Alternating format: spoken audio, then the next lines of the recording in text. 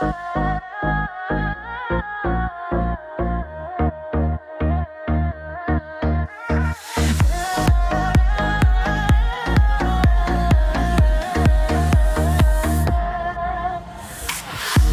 boğan insan her yerde uca.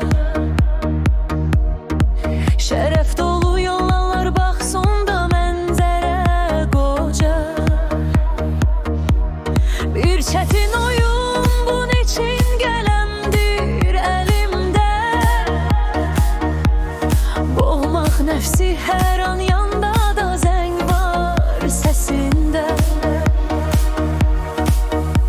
Nefesinde gizli denizler sessizdir. Bu yolda karşımıza çıkanlar zayıftır. Yüngül yel kimi geçen günde aydınlık.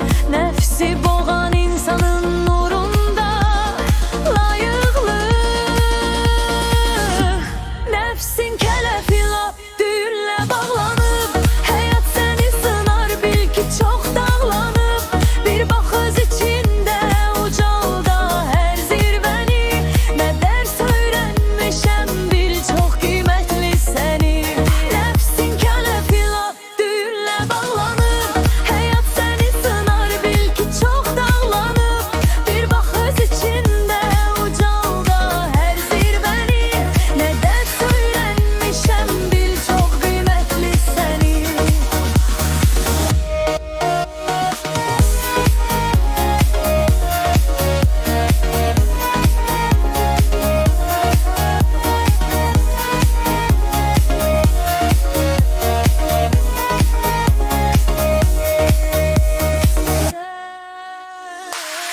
Göz önünde karanlıklar değişir ışığa.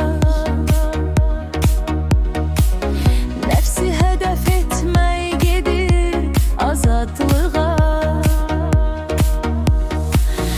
Yüklü yol gerek ezminde her gece. Zannetme asan olsun üreyde bu yükçe. Yaxşılıqla dolur içindən gələn səs. Nəfsin alçaq yolda bil ki biter nefs. Duyula danış Tanrı görsə də hər şeyi. Şərəf